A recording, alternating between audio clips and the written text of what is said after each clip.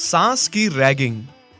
अरे अलका, गांव से माँ का फोन आया था। अब माँ भी हमारे साथ यहीं पर रहेंगी। चलो अच्छा है भैया। पिताजी के मरने के बाद मुझे माँ की चिंता होती थी कि माँ अकेली कैसे रहती होंगी। आखिर माँ हमारे साथ शहर आने को मानती भी तो नहीं थी। पर चलो शुक्र है, अब माँ हमारे साथ शहर में रहने के लिए मान गई। ये तो बहुत अच्छी बात है। आखिर कब आ रही है मम्मी जी? आज रात तक माँ पहुंच जाएगी। सुबह की ट्रेन से निकली हुई है। चलिए अच्छा है, अब हमारा भी मन लगा रहेगा सासू माँ के आने के बाद। भैया, रात में माँ को आते समय रेलवे स्टेशन से लेता आऊंगा। आप ऑफिस से सीधा घर चले आइएगा। ठीक है छोटे। सुधीर और चमन दोनों भाइयों ने अपनी पढ़ाई शहर में ही कंप्लीट की थी। उसके बाद दोनों की नौकरी शहर में एक ही ऑफिस में लग गई। गांव में बूढ़े माँ बाप रहते थे। माँ बाप तो रहे माँ बाप, अपने पुरखों की जमीन जायदाद और घर को छोड़कर शहर नहीं आना चाहते थे। फिर पिता की मृत्यु के बाद अब सुधीर और चमन की माँ बहुत अकेली हो गई थी। इसीलिए वो बच्चों के पास शहर रहने के लिए राजी हो गई थी। चमन और सुधीर ने अपनी अपनी मर्जी से शहर में ही शहरी लड़कियों से शादी कर ली थी। दोनों को लगता था कि हमने बहुत ही अच्छी और संस्कारी लड़कियों से शादी की है। दोनों अपनी पत्नियों के साथ बहुत खुश थे। शाम को सुधीर ऑफिस से घर चला आया था और चमन अपनी माँ को लेने के लिए रेलवे स्टेशन गया था। सभी माँ का बेसब्री से इंतजार कर रहे थे। अरे अलका और काजल, जाओ, जाकर तुम दोनों सो जाओ। रात बहुत हो चुकी है। मुझे अभी ऑफिस का थोड़ा सा काम बाकी है। जब तक चमन माँ को लेकर आता है तब तक मैं सारा काम निपटा लेता हूँ, और माँ के आते ही मैं तुम दोनों को जगा दूंगा। कब से दोनों जागी हुई हो, आधी रात हो चुकी है। जाओ, जाकर सो जाओ। कैसी बातें कर रहे हैं जी आप? हमारी सासू माँ पहली बार घर आ रही हैं और आप हमें सोने के लिए कह रहे हैं। मैं तो बड़ी ही बेसब्री से उनका इंतजार कर रही हूँ। हाँ जेठ जी, दीदी सही कह रही है। मैं तो बहुत खुश हूँ कि मम्मी जी आ रही हैं। जैसे ही मम्मी जी आएंगी मैं तो उनके पैर छू के आशीर्वाद लूंगी। अलका और काजल, हम दोनों भाइयों को ये पता था कि तुम दोनों बहुत संस्कारी हो, लेकिन तुम दोनों में इतने संस्कार हैं ये हमने कभी सोचा भी नहीं था। तुम कितनी अच्छी हो। माँ से आज तक तुम मिली भी नहीं हो और माँ के लिए तुम दोनों का इतना लगाव है। मुझे उम्मीद है कि माँ तुम दोनों के साथ बहुत खुश रहेंगी। माँ को पिताजी की भी याद नहीं आएगी। सुधीर अभी अलका और काजल से बात कर ही रहा था कि तभी चमन माँ को लेकर दरवाजे पर खड़ा हो जाता है। माँ, तुम आ गई? सासू माँ, आप आ गई। आपको पता है, हम सब बेसब्री से आपका इंतजार कर रहे थे। हाँ सासू माँ, आपने आने में इतनी देर क्यों कर दी? हमें अपनी सेवा का मौका देने में इतनी देर क्यों की? फिर सारे माँ के पैर छूते हैं और माँ से आशीर्वाद लेते हैं। माँ बहुत खुश थी कि वो अपनी बहुओं से कभी मिली भी नहीं थी। वो इतनी अच्छी है। माँ को काजल और अलका से मिलकर बहुत अच्छा लग रहा था और वो मन ही मन सोच रही थी, अरे मैं कितनी गलत थी अपनी बहुओं के बारे में। कितना गलत सोच रही थी। पता नहीं किसने मेरे मन में ये जहर घोल दिया था कि शहरी लड़कियां अच्छी नहीं होती। ये तो कितनी अच्छी हैं। इनके साथ तो मेरी ठीक से जान पहचान भी नहीं है और आते ही मुझ पर जान छिड़क रही हैं। चलो माँ, अंदर चलो। अलका और काजल, माँ को उनका कमरा दिखा दो।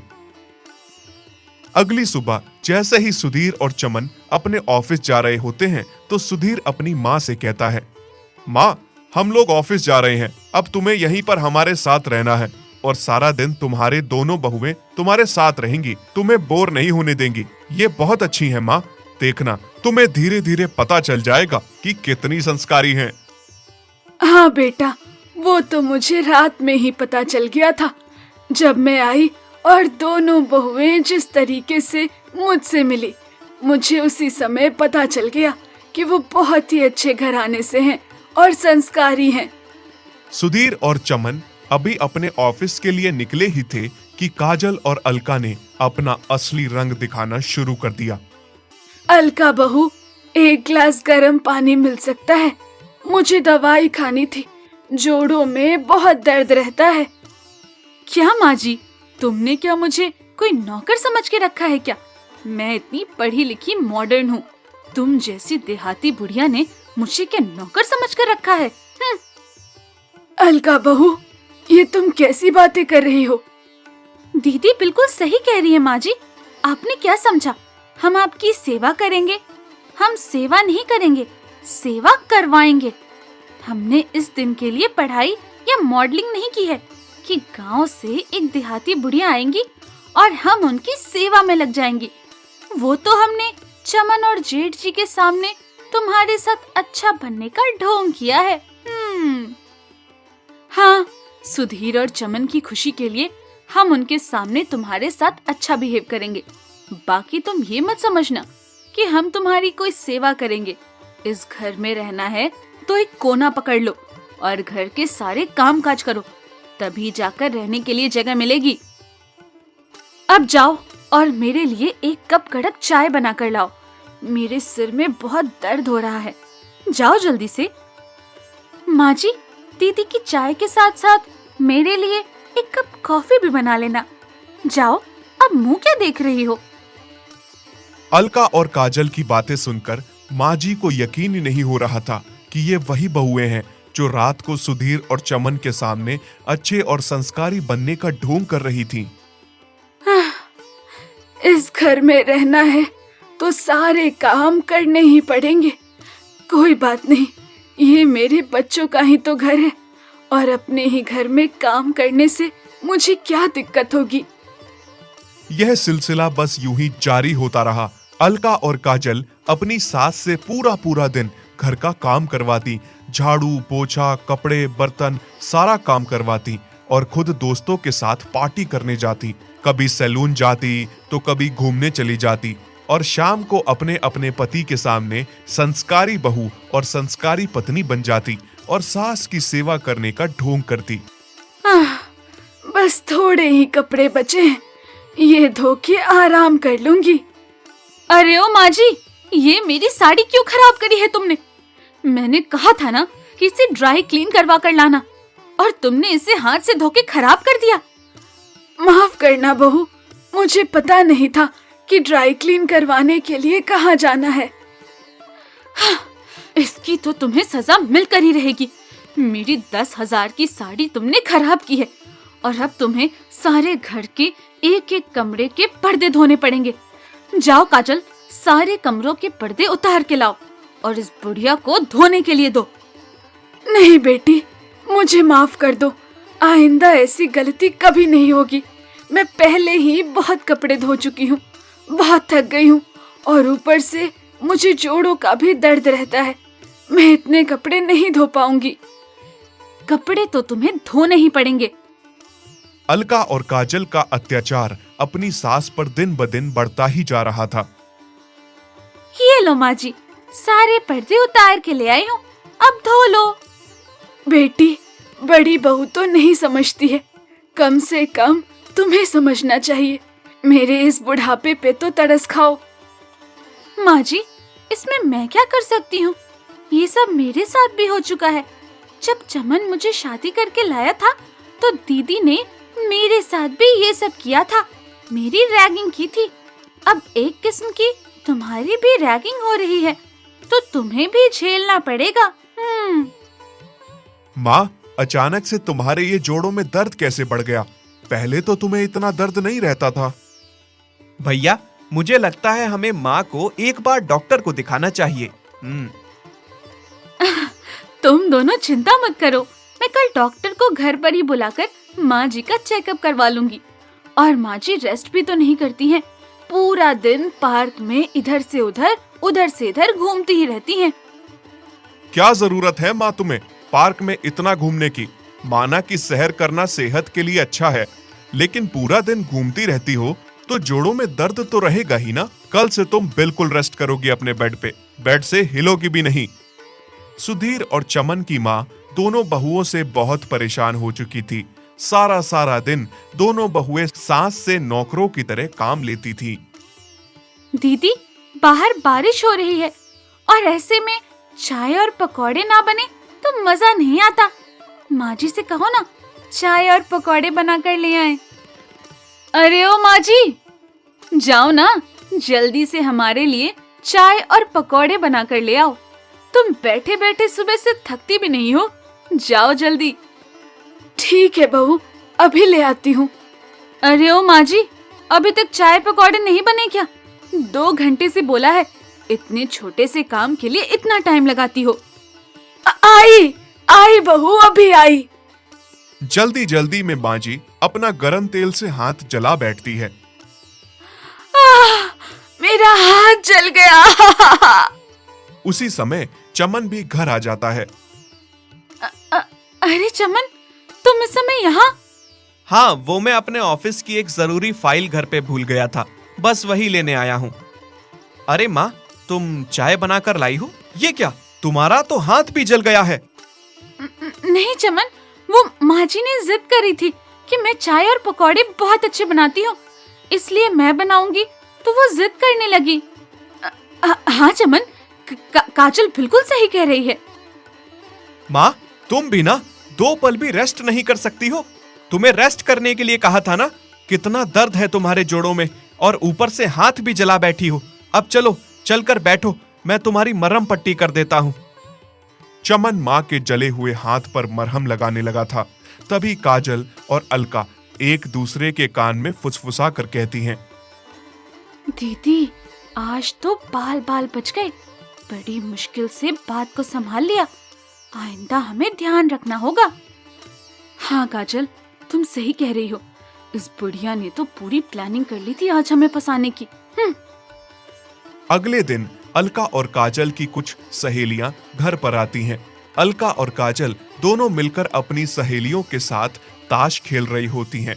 तभी अलका अपनी सास से कहती है, अरे ओ माँ जी, अब चला हुआ हाथी पकड़ के बैठी रहोगी या कुछ नाश्ते पानी का इंतजाम करोगी? देख नहीं रही मेरी फ्रेंड्स कब से आई हैं, उनके लिए चाय नाश्ता का इंतजाम करो। हाँ बहू, अभी ले आती हूँ। माँ सबके लिए चाय बनाकर ले आती है। जैसे ही माँ सबको चाय देने वाली होती है कि तभी कमजोरी की वजह से माँ को चक्कर आने लगता है और चाय का कप हाथ से नीचे गिर जाता है। लगता है ये बुढ़िया तो पागल हो गई है। करवा दी ना मेरी फ्रेंड्स के सामने बेइज्जती। जा, अब खड़े खड़े मुंह क्या देख रही है, जाकर पोछा लेकर आ और ये चाय साफ कर।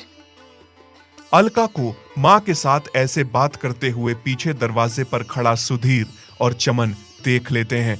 माँ जैसे ही पोछा लगाने वाली होती है तभी सुधीर और चमन रोक लेते हैं। माँ छोड़ो, तुम पोछा मत लगाओ। अलका और काजल डर जाती हैं कि सुधीर और चमन ने सब कुछ देख लिया है। वो ये सब कुछ जान गए हैं कि हम किस तरह से माँ की घर पर रैगिंग करते हैं और उनके साथ कैसे गंदा व्यवहार करते हैं। सुधीर अपनी माँ के हाथ से पोछा ले लेता है। सुधीर, तुम इस वक्त घर पे? हाँ, चमन, आप इस समय तो कभी घर पे नहीं आते, फिर आज कैसे? हम तुम्हारी सारी काली करतूतें जान गए हैं, इसलिए हम इस समय घर पर हैं। सही कहता था चमन, मुझे बहुत पहले ही उसकी बात सुन लेनी चाहिए थी, लेकिन मैंने उसकी बातों पर यकीन नहीं किया। मैंने कहा कि अलका और काजल ऐसा कभी नहीं कर सकती। वो बहुत संस्कारी हैं, बहुत अच्छी हैं, माँ के साथ ऐसा व्यवहार कभी नहीं कर सकती। लेकिन मुझे क्या पता था कि तुम्हारी असलियत कुछ और ही है। देखा भैया, मैं कितने दिनों से आपको कहता रहा कि मुझे कुछ गड़बड़ लग रही है, क्योंकि मैंने माँ के सभी टेस्ट करवाए थे। डॉक्टर ने मुझे कहा था कि माँ को बिल्कुल भी रेस्ट नहीं है, वो पूरा पूरा दिन काम करती रहती है। और शक तो मुझे उस दिन भी हो गया था जब मैंने देखा इन दोनों के लिए माँ चाय पकोड़े बना कर लाई है, और उस दिन माँ का हाथ जल गया था।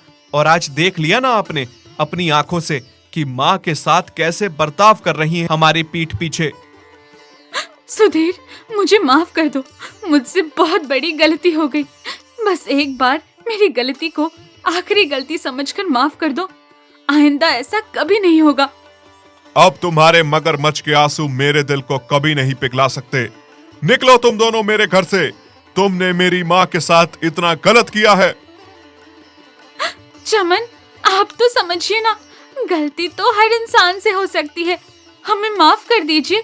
बस आखिरी गलती समझ के आज के बाद हम ऐसी गलती कभी नहीं दोहराएंगे। तुम दोनों की गलती की कोई माफी नहीं है। हम दोनों तुम दोनों के आगे हाथ जोड़ते हैं। इस घर से चली जाओ। बेटा, मैं जानती हूँ तुम दोनों मुझे बहुत प्यार करते हो, लेकिन इसका ये मतलब नहीं है कि तुम दोनों बहुओं को घर से निकाल दो। वो बच्चियां हैं, उनसे गलती हो गई है, उन्हें माफ कर दो। मैं नहीं चाहती थी कि मेरी वजह से तुम दोनों अपने रिश्ते खराब करो। माफ कर दो उन्हें। देखो, माँ का कितना बड़ा दिल है। तुम दोनों ने उनके साथ कितना गलत किया, फिर भी वो नहीं चाहती कि तुम दोनों इस घर से चली जाओ। सीखो तुम माँ से कुछ। शर्म आनी चाहिए तुम दोनों को। तुम्हें तो सुबह शाम माँ के चरण पकड़ने चाहिए थे कि तुम्हें कितनी अच्छी सास मिली है। माँ जी, अपने किए के लिए बहुत शर्मिंदा हूँ। हमें माफ कर दीजिए, बहुत बड़ी गलती हो गई हमसे। हाँ माँ जी, अपनी बेटियां समझकर हमें माफ कर दीजिए। इस तरह से माँ काजल और अलका दोनों को माफ कर देती है। अलका और काजल को भी समझ आ जाता है कि उनकी सास कितनी अच्छी है। दोनों सुधर जाती हैं और इसके बाद अपनी सास की दिन रात दोनों मिलकर सेवा करती हैं। इसके बाद से सुधीर और चमन भी बहुत खुश थे। यह देखकर कि दोनों सुधर गई हैं, अब सुधीर और चमन का परिवार एक सुखी परिवार हो गया था।